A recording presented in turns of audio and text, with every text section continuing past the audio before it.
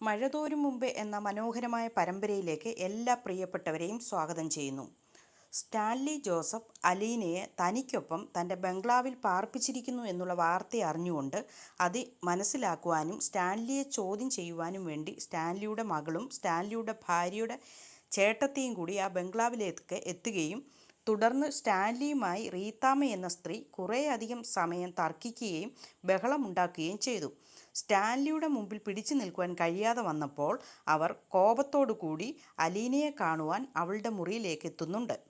തുടർന്ന് പരുഷമായ വാക്കുകളിൽ അലീനയെ ഭീഷണിപ്പെടുത്തുകയും പോകുവാൻ ഇറങ്ങുമ്പോൾ അലീനയ്ക്ക് ഒരു 3 മാസത്തെ സമയം നൽകുകയും ചെയ്തു. 3 മാസത്തിനുള്ളിൽ അലീനയെ ആ ബംഗ്ലാവിൽ നിന്ന് കെട്ടിക്കുമെന്നുള്ള ശപഥം എടുത്തിട്ടാണ് റീത്താമ്മ സ്റ്റാൻലിയുടെ മകൾ സാനിയയും കൂട്ടി മടങ്ങിപ്പോയത്. തിരികെ എത്തിയതിനു ശേഷം റീത്താമ്മ ഫോൺ വിളിച്ച് അറിയിച്ചതനുസരിച്ച് സഹോദരന്മാരിൽ 3 പേർ എത്തിക്കഴിഞ്ഞു. ഏലിയ, സ്റ്റീഫൻ, അച്ഛൻ കുഞ്ഞ് എന്നിവർ. ഇനിയും സേവിച്ചൻ കൂടി വരാനുണ്ട്. അയാൾ ഉടനെ എത്തിച്ചേരുകയും ചെയ്യും. എൽസമ്മയുടെ വീട്ടിലാണ് എല്ലാവരും സംഘം ചേർന്നിരിക്കുന്നത്. റീത്താമ്മ ഇതിനകം സ്റ്റാൻലിയെ കണ്ടതിൻ്റെ ദൃക്സാക്ഷി വിവരണം അവരുടെ മുമ്പിൽ പറഞ്ഞു കഴിഞ്ഞു. റീത്താമ്മയുടെ മക്കളും എൽസമ്മയുടെ മക്കളും കുടുംബസഭയിൽ സന്നിഹിതരായിട്ടുണ്ട്. ഒരു ഓട്ടോറിക്ഷ വീടിൻ്റെ മുറ്റത്തേക്ക് ആ സമയത്ത് വന്നു നിൽക്കുന്നു. സേവിച്ചൻ അതിൽ നിന്നും ഇറങ്ങുകയാണ്. ഓട്ടോ ചാർജ് കൊടുത്തതിന് ശേഷം അയാൾ വീട്ടിനുള്ളിൽ കയറി വന്നു. സേവിച്ചൻ താമസിച്ചു വന്നതിൻ്റെ പരിഭവം മറച്ചു വയ്ക്കാതെ സ്റ്റീഫൻ പറയുകയാണ്, നീ ഇതുവരെ എവിടെയായിരുന്നു? ഞങ്ങളൊക്കെ എത്ര നേരമായി ഇവിടെ വന്നിട്ട്? അതിന് സേവിച്ചൻ, എനിക്ക് നിങ്ങളെപ്പോലെ കാറും ജീപ്പും ഹെലികോപ്റ്ററും ഒന്നുമില്ല, വിളിച്ച ഉടനെ പറന്നിറങ്ങാൻ. ആഹാ, അത് ശരി, നിന്റെ ഹെലികോപ്റ്റർ എവിടെ പോയി? ഞങ്ങൾക്ക് തന്നതുപോലെ അപ്പച്ചൻ നിനക്കും ഒരെണ്ണം മേടിച്ച് തന്നിരുന്നില്ലേ? സ്റ്റീഫൻ്റെ പരിഹാസം കേട്ടുകൊണ്ട് സേവിച്ചൻ വീണ്ടും പറയുകയാണ്, അത് അപ്പച്ചൻ പോയപ്പോൾ അങ്ങ് കൊണ്ടുപോയി സ്വർഗത്തിലോട്ട്. തൽക്കാലം അപ്പച്ചന് വേറെ വഴിയൊന്നുമില്ലാതിരുന്നത് കൊണ്ടാണ് അങ്ങ് കൊണ്ടുപോയത്. ഞങ്ങൾക്കൊക്കെ തന്നിരുന്നത് പോലെ തുല്യമായ ഒരു ഓഹരി നിനക്കും തന്നിരുന്നില്ലേ എന്നാണ് സ്റ്റീഫൻ ചോദിച്ചതിൻ്റെ അർത്ഥം. അവരുടെ അപ്പൻ ദീർഘകാലം രോഗശയ്യയിൽ മരുന്നും ചികിത്സയുമായി കിടന്ന ശേഷമാണ് മരിച്ചത്. അപ്പനെ നോക്കേണ്ട ചുമതല സേവിച്ചനായിരുന്നു. കിട്ടിയതു മുഴുവൻ അപ്പനെ ചികിത്സിച്ചു ചെലവാക്കി എന്നാണ് സേവിച്ചൻ്റെ മറുപടി. സേവിച്ചനും സ്റ്റീഫനും തമ്മിൽ തർക്കിക്കുവാൻ തുടങ്ങിയപ്പോഴേക്കും പെട്ടെന്ന് അച്ഛൻ കുഞ്ഞിൻ്റെ നിർദ്ദേശം, നീ വന്ന കാലിൽ തന്നെ നിൽക്കാതെ അങ്ങോട്ടിരിക്കെ, ചില കാര്യങ്ങളൊക്കെ സംസാരിക്കാനുണ്ട്.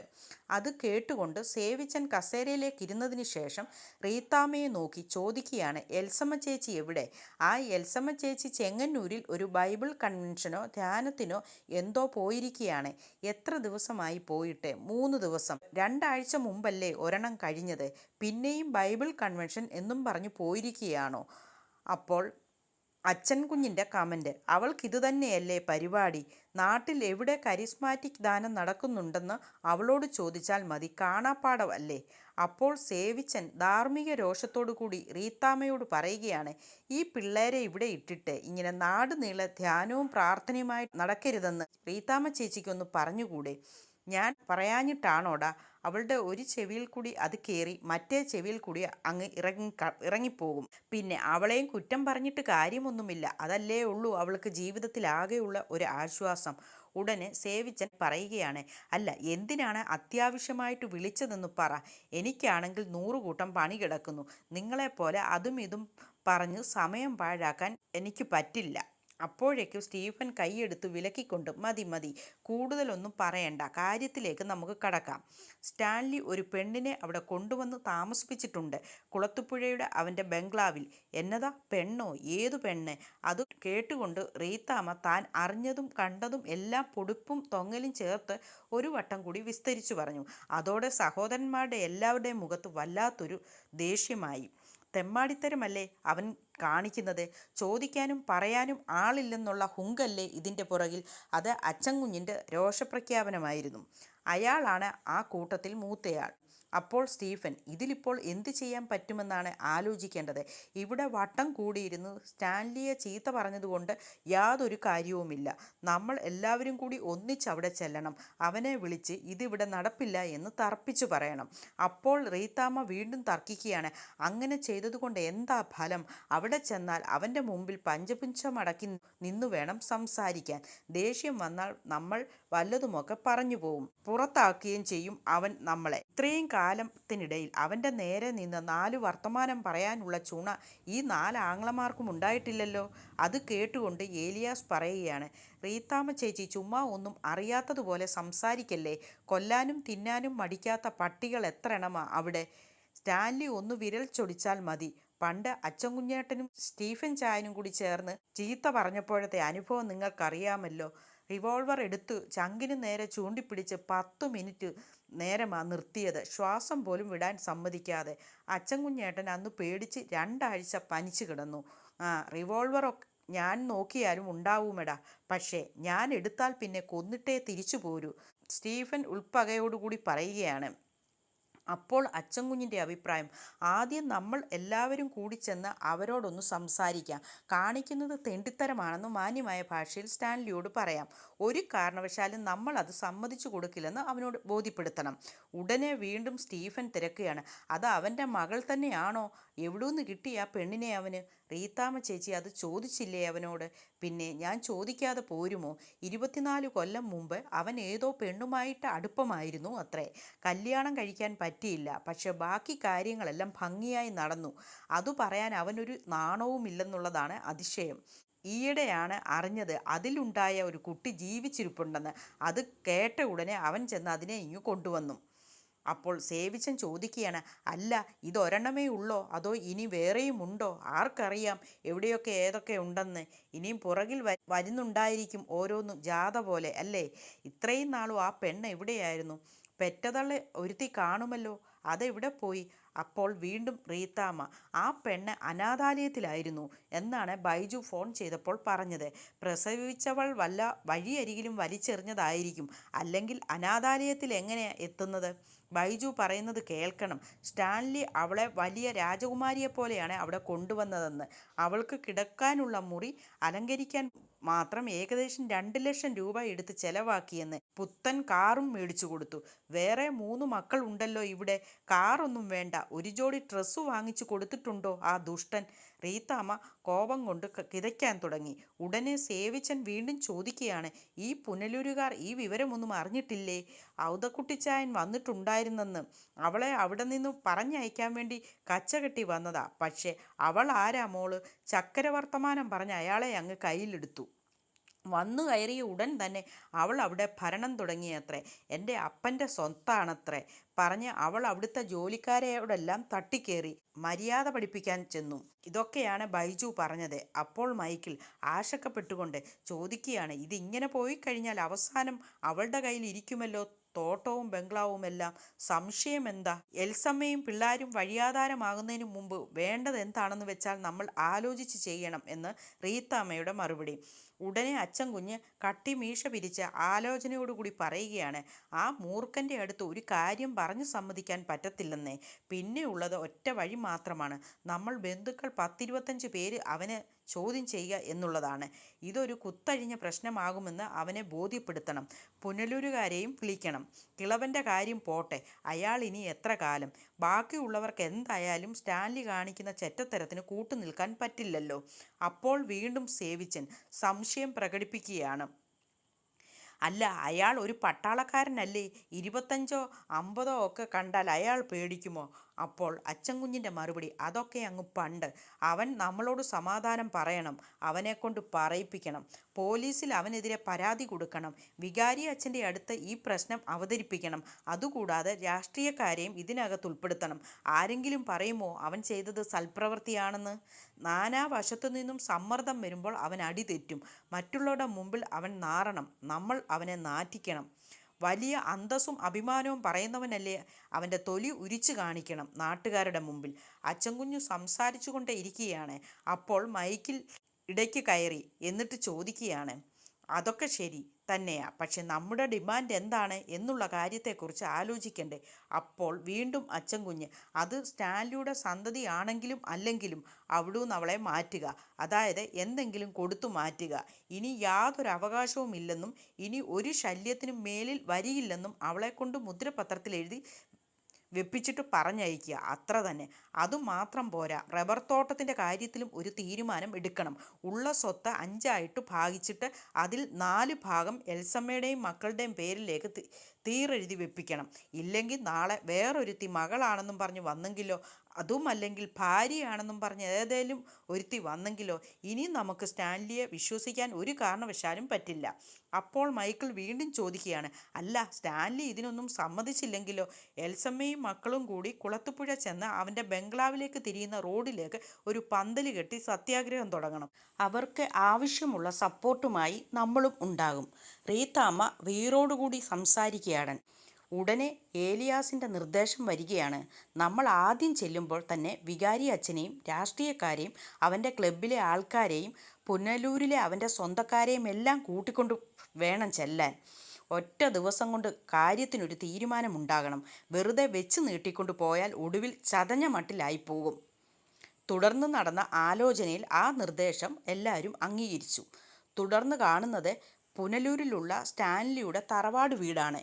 ഔതക്കുട്ടിച്ചായൻ ചാരുകസേരയിലിരുന്ന് വിശദമായിട്ടൊരു മുറുക്കാൻ ഒരുക്കുകയായിരുന്നു.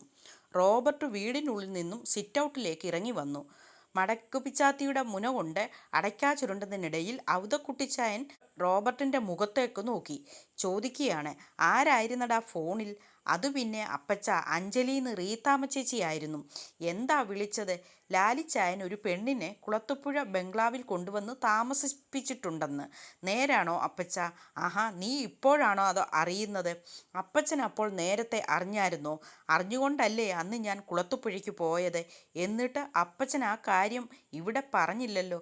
ചുമ്മാതെ അതെന്തിനാ മറ്റുള്ളവർക്കും മനപ്രയാസം ഉണ്ടാക്കുന്നത് എന്ന് വിചാരിച്ചിട്ടാണ് ഞാൻ പറയാഞ്ഞത്. ഇപ്പോൾ ഇത് കേട്ടപ്പോൾ തന്നെ നിനക്ക് ഏതാണ്ട് പോലെ തോന്നുന്നില്ലേ? അപ്പച്ച, ഈ ലാലിച്ചാൻ പോക്കൃത്തരമല്ലേ കാണിച്ചു വെച്ചിരിക്കുന്നത്? സാമാന്യം വിവരമുള്ള മനുഷ്യൻ ചെയ്യുന്ന പണിയാണോ ഇതൊക്കെ? ഔതക്കുട്ടിച്ചായൻ ചെറുതായിട്ട് ഇടയ്ക്ക അരിഞ്ഞുകൊണ്ട് പറയുകയാണ്, എടാ, അവനൊരു വിവരക്കേട് കാട്ടി. അത് കുറച്ചു കാലം മുമ്പ് നടന്ന സംഭവമല്ലേ എൻ്റെ അപ്പച്ച. എന്നു പറഞ്ഞാൽ എങ്ങനെയാ ശരിയാകുന്നത്? ഇത് നമ്മുടെ കുടുംബത്തിൻ്റെ അഭിമാന പ്രശ്നമല്ലേ? നീ പറഞ്ഞത് ശരിയാ. പക്ഷെങ്കിൽ ചില നേരത്ത് നമുക്ക് അഭിമാനം കാത്തു സൂക്ഷിക്കാൻ പറ്റാതെ വരും. ഇത് പറഞ്ഞിട്ട് ഔതക്കുട്ടിച്ചായൻ വെറ്റിലയുടെ നാര് കളഞ്ഞ് ചൂണ്ടുവിരലിൻ്റെ അറ്റം കൊണ്ട് ചുണ്ണാമ്പ് തേച്ച് പിടിപ്പിക്കുകയാണ്. അപ്പോൾ റോബർട്ടിന് ദേഷ്യം വരുന്നുണ്ട്. അയാൾ വീണ്ടും ചോദിക്കുകയാണ്, അല്ല, അപ്പച്ചൻ ലാലിച്ചായനെ ന്യായീകരിക്കുകയാണോ? എനിക്കറിയാൻ മേലാനിട്ട് ചോദിക്കുക. അവർ സംസാരം തുടരുന്നതിനിടയിൽ റബ്ബർ മരങ്ങൾക്കിടയിലെ റോഡിലൂടെ ഒരു ജീപ്പ് പാഞ്ഞു വരുന്നത് കാണാമായിരുന്നു. ആഹാ, ആൽബിയാണല്ലോ ആ വരുന്നത്. അവനും വിവരം അറിഞ്ഞോ? ആരോടൊന്നില്ലാതെ ഔതക്കുട്ടിച്ചായൻ ചോദിക്കുകയാണ്. റബ്ബറിൻ്റെ കരിയിലകൾ പറപ്പിച്ചുകൊണ്ട് ജീപ്പ് മുറ്റത്തേക്ക് പാഞ്ഞു വന്നു. ആൽബർട്ട് ജീപ്പിൽ നിന്ന് ഇറങ്ങി. അയാളുടെ മുഖം കോപം കൊണ്ട് നിറഞ്ഞതായിരുന്നു. അപ്പച്ച, ഞാനൊരു വിവരം. ഔതക്കുട്ടിച്ചായൻ പെട്ടെന്ന് കൈപൊക്കി വിലക്കി. പറയണ്ട, മനസ്സിലായി. ലാലിച്ചൻ്റെ ഒരു മോൾ അവൻ്റെ കൂടെ കുളത്തുപുഴ വീട്ടിൽ താമസിക്കുവാൻ വന്നിട്ടുണ്ട്. അവൻ്റെ കല്യാണത്തിന് മുമ്പ് ഒരു കയ്യബദ്ധം സംഭവിച്ചതാ.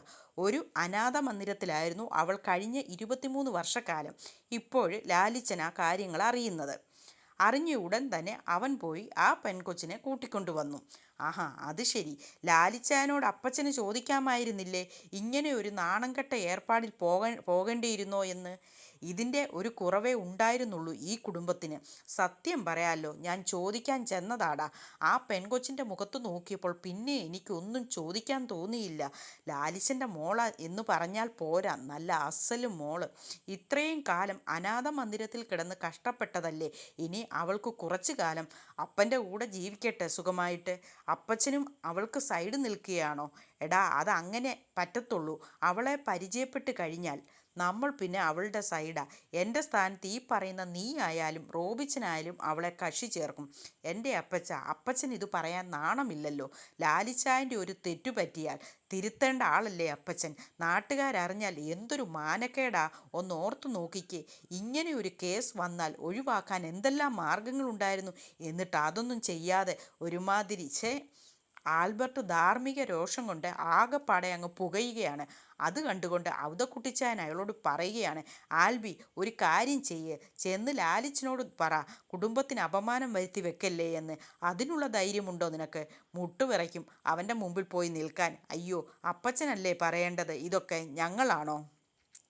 ഞാൻ പറഞ്ഞാൽ അവൻ കേൾക്കുമോടാ? ഞാൻ നോക്കിയിട്ട് അവനെ മെരുക്കാൻ പറ്റുന്ന ഒരൊറ്റ ആളേ ഉള്ളൂ. അതാരാണ്? വേറെ ആരുമല്ലടാ, ആ പെങ്കൊച്ചു തന്നെ.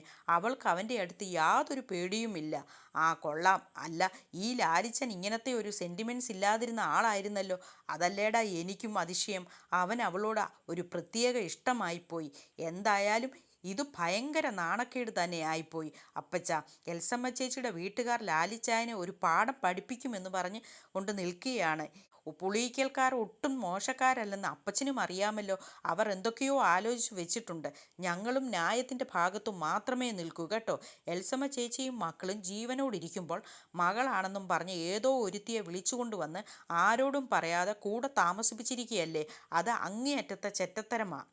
ഇതൊന്നും തൽക്കാലം എന്നോട് പറഞ്ഞിട്ട് യാതൊരു കാര്യവുമില്ല. നീ അങ്ങ് കുളത്തുപുഴ ചെന്നിട്ട് സ്റ്റാൻലിയോട് നേരിട്ട് പറ. ഇത്രയും പറഞ്ഞിട്ട് ഔതക്കുട്ടിച്ചായൻ അടക്കയും പുകയിലയും ചേർത്ത് ചുരുട്ടിയ വെറ്റില അണപ്പല്ലുകൾക്കിടയിലേക്ക് തിരികെ വെച്ചുകൊണ്ട് തർക്കത്തിൽ നിന്ന് വിരമിച്ചു. തുടർന്ന് കാണുന്നത് സ്റ്റാൻലിയുടെ ബംഗ്ലാവിലെ ദൃശ്യങ്ങളാണ്. രാവിലെ ബ്രേക്ക്ഫാസ്റ്റ് കഴിക്കുവാൻ വേണ്ടി ഡൈനിങ് റൂമിൽ എത്തിയ സ്റ്റാൻലി അലീന വരുവാൻ വേണ്ടി അല്പസമയം കാത്തുനിന്നു. എന്നിട്ടും കാണാതെ വന്നപ്പോൾ ആൻ്റപ്പനെ വരുത്തി അലീനയെ വിളിക്കുവാൻ പറഞ്ഞു. ആൻ്റപ്പൻ പെട്ടെന്ന് തന്നെ തിരിച്ചെത്തി. എന്നിട്ട് പറയുകയാണ്, ഇന്ന് കുഞ്ഞു ഭക്ഷണം വേണ്ടെന്ന് പറഞ്ഞു. എന്തു പറ്റി? ഉപവാസമാണെന്ന്. ഓ, അത് ശരി. തുടർന്ന് സ്റ്റാൻലി കഴിക്കുവാനിരുന്നു. ഒരാൾക്കുള്ള പ്ലേറ്റ് മാത്രമേ തയ്യാറാക്കി വെച്ചിരുന്നുള്ളൂ. പൗലോസിനെ വിളിച്ചു ചോദിച്ചപ്പോൾ തനിക്ക് വേണ്ടി ഭക്ഷണം ഉണ്ടാക്കരുതെന്നും ഉപവാസമാണെന്നും അലീന പറഞ്ഞിരുന്നതായി അയാളും അറിയിച്ചു. പൗലോസിനോട് അപ്പോൾ സ്റ്റാൻലി ചോദിക്കുകയാണ്, അലീന ഇപ്പോൾ കിച്ചണിൽ വന്ന് നിന്റെ ജോലിക്ക് വല്ലതും തടസ്സപ്പെടുത്താറുണ്ടോ? ഇല്ല. പൗലോസ് വളരെ വിനയനായിട്ട് സംസാരിച്ചു. അപ്പോൾ സ്റ്റാൻലി, അതേതായാലും നന്നായി. പക്ഷേ നീ മര്യാദയ്ക്ക് നിന്നോണം. നന്ദികേട് എൻ്റെ അടുക്കൽ കാണിക്കരുത്. അയ്യോ, ഞാൻ ഒരു നന്ദികേടും കാണിച്ചിട്ടില്ല മുതലാളി. എനിക്ക് മനസ്സിലാകുന്നുണ്ട്. ബ്രേക്ക്ഫാസ്റ്റ് കഴിച്ചതിന് ശേഷം സ്റ്റാൻലി അലീനയുടെ മുറിയിലേക്ക് ചെന്നു. അവൾ മുറിയിൽ ഉണ്ടായിരുന്നില്ല. അലീന പ്രാവിൻകൂടിൻ്റെ അരികിലാണെന്ന് ആൻ്റപ്പൻ പറഞ്ഞപ്പോൾ അയാൾ അവിടേക്ക് പോയി. അവൾ പ്രാവുകൾക്ക് തീറ്റ കൊടുക്കുന്ന തിരക്കിലായിരുന്നു. സ്റ്റാൻലി അല്പം നേരം അത് നോക്കി അവിടെ നിന്നു. പ്രാവുകൾക്ക് ഭയം വെടിഞ്ഞ് അവളുടെ കാൽ ചുവട്ടി നടന്ന് കൊത്തിപ്പെറുക്കി തിന്നുന്നു. അവൾ കുനിഞ്ഞ് അതിൽ ഒരെണ്ണത്തിന് എടുത്ത് കൈവെള്ളയിൽ വെച്ചിട്ട് മറ്റേ കൈവെള്ളയിൽ തീറ്റ വെച്ച് കൊടുക്കുന്നു. പ്രാവ് അവളുടെ കൈത്തലയിൽ നിന്നും ഓരോ തവണ കൊത്തുമ്പോഴും അവൾ ഇക്കിളിയിട്ടതുപോലെ ചിരിക്കുന്നു. തൂവെള്ള ചുരിദാറാണ് അവൾ അണിഞ്ഞിരിക്കുന്നത്. സ്റ്റാൻലിയിലൂടെ നടന്ന് അവളുടെ സമീപത്തെത്തി സ്റ്റാൻലിയെ കണ്ടുകൊണ്ട് ഒരു പുഞ്ചിരിയോടുകൂടി അലീന ഗുഡ് മോർണിംഗ് പപ്പ എന്ന് പറഞ്ഞു. Good morning. നീ എന്താണ് ബ്രേക്ക്ഫാസ്റ്റ് കഴിക്കാതിരുന്നത്? എനിക്ക് ഉപവാസമാണ്. ആഹാ, നീയും ഭക്തിക്കാരിയാണോ? അലീന മുഖം ചരിച്ച് സ്റ്റാൻലി ഒന്ന് നോക്കി. എൻ്റെ ഉപവാസം ഒരു ലക്ഷ്യത്തിനു വേണ്ടിയാണ്. അതു കൊള്ളാമല്ലോ. എന്താണ് നിൻ്റെ ലക്ഷ്യം? ഇവിടെ ഒത്തിരി ഭക്ഷണം വെറുതെ നശിപ്പിച്ച് കളയുന്നുണ്ടല്ലോ. എൻ്റെ ഭക്ഷണച്ചെലവ് കുറച്ചുകൊണ്ട് ഞാൻ ആ പാപത്തിന് പരിഹാരം ചെയ്യാൻ തീരുമാനിച്ചു. ഒന്നിടവിട്ട് ദിവസങ്ങളിൽ ഞാൻ ഇനിയും ഉപവാസമാണ്. പെട്ടെന്ന് സ്റ്റാൻലിയുടെ മുഖം മാറി. പപ്പയ്ക്ക് ദേഷ്യം വന്നു എന്ന് അലീനയ്ക്ക് മനസ്സിലായി. സ്റ്റാൻലിയുടെ മുഖം ചുവന്നു. ശരി, നടക്കട്ടെ. ഇത്രയും പരുഷ സ്വരത്തിൽ പറഞ്ഞിട്ട് അയാൾ തിരിഞ്ഞു നടന്നു. ഉച്ച തിരിഞ്ഞപ്പോൾ ഔതക്കുട്ടിച്ചായൻ എത്തിച്ചേർന്നു. കാറിൽ നിന്നുമിറങ്ങിയ ഉടനെ അയാൾ ആൻ്റപ്പനെ വിളിച്ച് അലീന എവിടെയെന്ന് അന്വേഷിച്ചു. അയാൾ സിറ്റൗട്ടിലേക്ക് കയറുമ്പോഴേക്കും അവൾ ഓടി ഇറങ്ങി വന്ന് വലിയ ആഹ്ലാദത്തോടു കൂടി പറയുകയാണ്, ഞാനിപ്പോൾ വലിയപ്പൻ്റെ കാര്യം അങ്ങോട്ട് പറഞ്ഞതേ ഉള്ളൂ. ഇവിടുന്ന് പോയിട്ട് ഒരുപാട് ദിവസമായല്ലോ, കണ്ടില്ലല്ലോ, എന്നെ മറന്നോ എന്നൊക്കെ. എവിടെയായിരുന്നു ഇത്രയും ദിവസം? ദേ ഒറ്റയടി ഞാൻ അങ്ങോട്ട് വെച്ച് തരും കേട്ടോ. ഇന്നലെ അല്ലേടി ഞാൻ ഇവിടുന്ന് പോയത്. ഇതു പറയുമ്പോൾ കപട ഗൗരവത്തിൽ ഔതക്കുട്ടിച്ചാൻ അവളെ അടിക്കുവാൻ വേണ്ടി ഒന്ന് കൈ ഓങ്ങി. ഓ, ഇന്നലെയായിരുന്നു അല്ലേ? ഞാൻ വിചാരിച്ചു 2-3 ദിവസമായെന്ന്. ഔതക്കുട്ടിച്ചാൻ അവളുടെ ചിരിച്ച മുഖത്തേക്ക് വാത്സല്യത്തോടെ നോക്കി നിന്നു.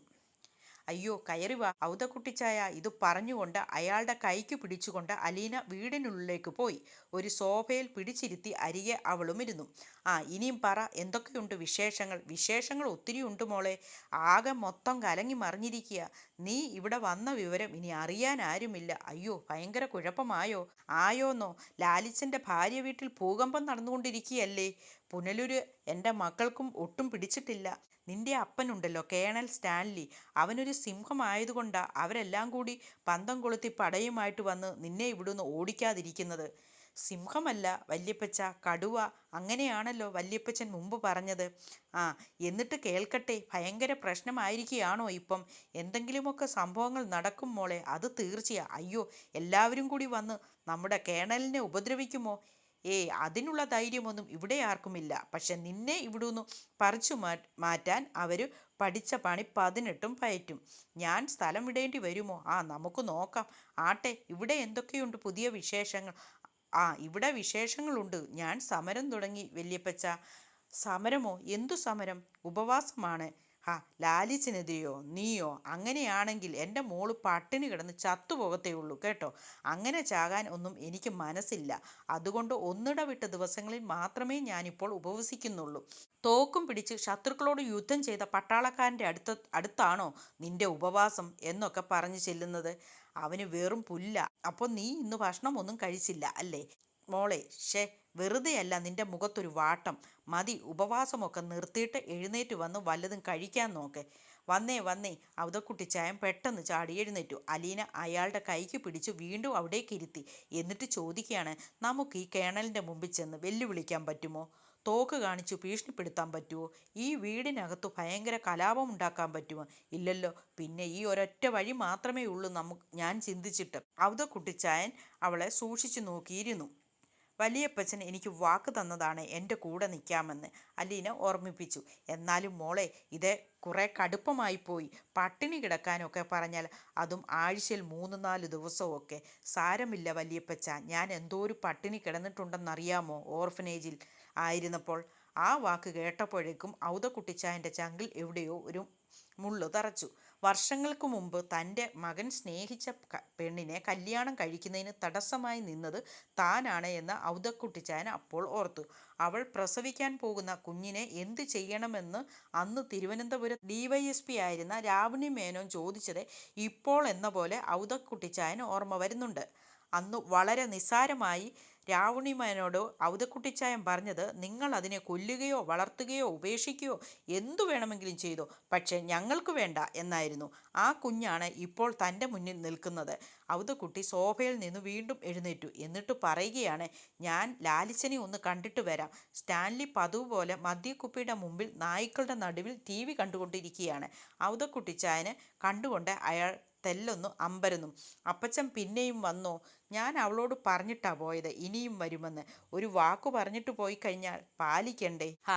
നന്നായി. അവൾ എനിക്കെതിരെ സമരം തുടങ്ങിയിരിക്കുന്നു. നിരാഹാര സമരം. ഞാൻ അറിഞ്ഞു.